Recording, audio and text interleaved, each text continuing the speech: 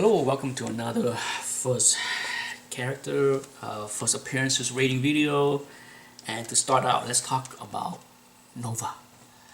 I like Nova look, okay? This look is pretty cool, the name, the power. So right off the bat, I will give him a 4 out of 5 for name, appearances, and power. But as far as the story, I'm not too thrilled about the story. I find the story, his origin, to be pretty generic. For those that read and aware of his origin, then you can understand that there's a lot of analogy to how Jordan, as far as an alien from an alien with power near death, and then his power kind of find the next host, and it was kind of random that this earthling got his power from the Nova Corps. And so in that sense, that's kind of weak. And then I understand the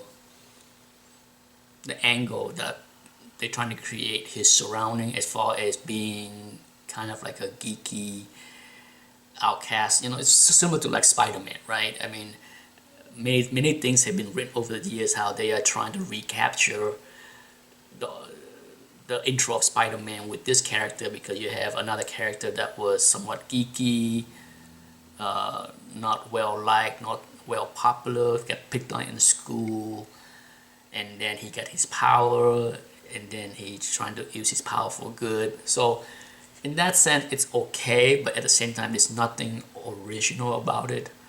And I certainly didn't like the way he was randomly just picked to inherit the power. So the story-wise, I give this a 2.5. It's average for me. Certainly, I'm not sure if I would pick up the second issue. If I was buying this off the rack, I would have to see who the villain is, okay, before I get excited. But for now, the book will get a 6.5 out of 10 from me. And I'm surprised as far as the movie. I saw Guardian of the Galaxy, and I'm not sure why they include the Nova Corps but not Nova. I understand the director is not a big fan of Nova himself, but I just don't get it. Personally, I would love to see Nova on the big screen in the cosmic Marvel universe. Next up is one of my favorite annual.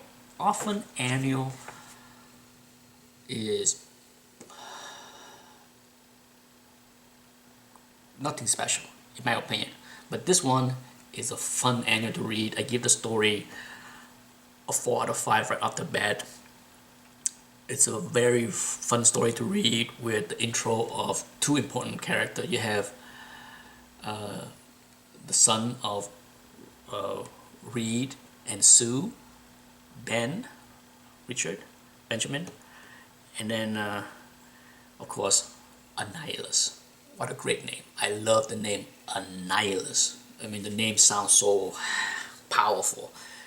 And I give the name, the look, the power of 4 out of 5. So overall, this book, this intro of Annihalus got an 8 out of 10. The only reason why he did not get a 5 out of 5 as far as power and look and appearances is somehow his power, in my opinion, his power was somewhat weak for his name.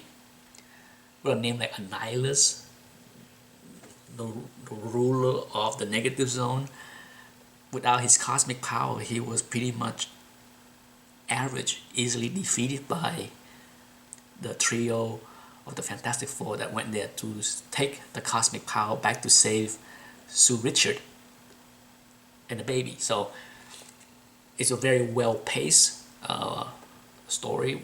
Definitely want to check better pacing. Often when I read, a Fantastic Four book, regardless if it's a one storyline or multiple issues storyline, I found that from time to time, Jack's storytelling was not evenly paced. So it felt rushed here and there, most often at the end.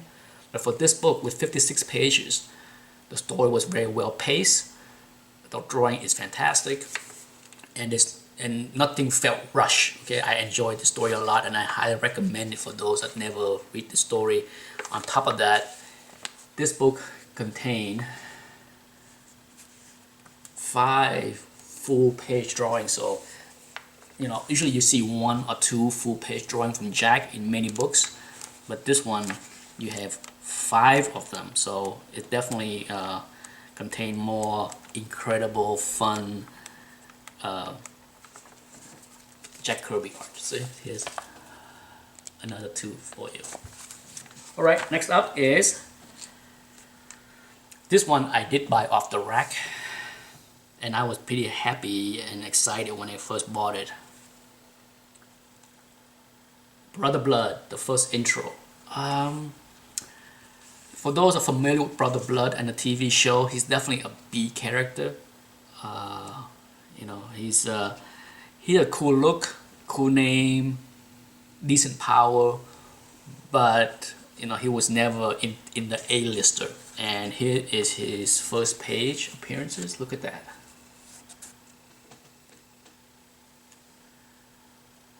Perez at his best. Okay, George Perez. And personally, I love this look. I know they changed his look later. He does not look anything like this, but I love this. You know, I'm a big fan of the color red, so whenever you have a costume that look like this, and the headgear that he has, that look pretty cool.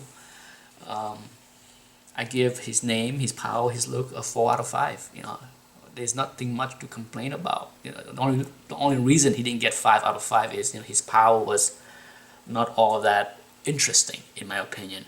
As far as story, I give it a 4 out of 5 also. So overall, you could look at an 8 out of 10.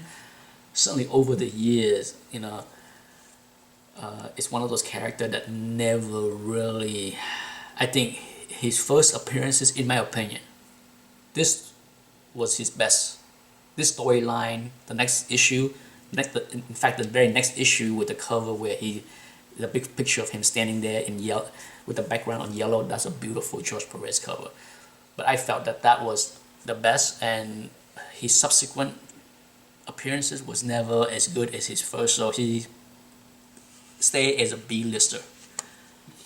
Last but not least for this video is this book. And you know, I can't say enough about how much I love this cover. It's not a Chill Kane cover, but no doubt it is an awesome character. Sabretooth. What is there not to love about the name Sabretooth, right? Inside you have beautiful art by John Byrne. And this is without the hindsight later that, you know, he's a mutant with, you know, other powers. So I'm based this solely on what is in this book, and even that I give his name, his look, his power, his appearances a 5 out of 5. A very awesome, original looking character for sure. And then as far as the story, I like it. I give the story a 4 out of 5. It's a short story. Certainly, you know, I love to see more. And would love to see more of this character now that I saw him in this book. So the first appearances of Sabretooth got really high mark for me. I gave it a 9 out of 10. Anyhow, and that's it.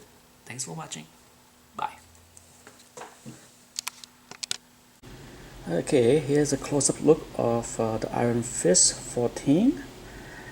This actually is one of those books that I actually bought it in a slab, and then I crack it out to read because I really wanted to read the inside.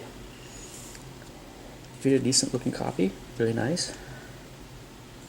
And inside, of course, you have the gorgeous John Byrne early works. Beautiful. I love the entire Iron Fist run, as well as, you know, the Marvel premiere. I wish I still had them all. I have only a few left. I sold most of them, So it's one of those things where, you know, I wish if I run across a cheap lot run of from 2 to 13, I guess I will buy them again. I have a couple of reader copies here and there, but not a complete run. So here you go. That's the very first time Sabretooth show up.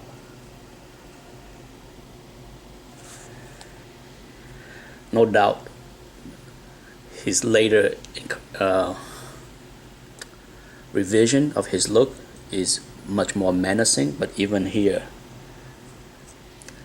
it's a great look.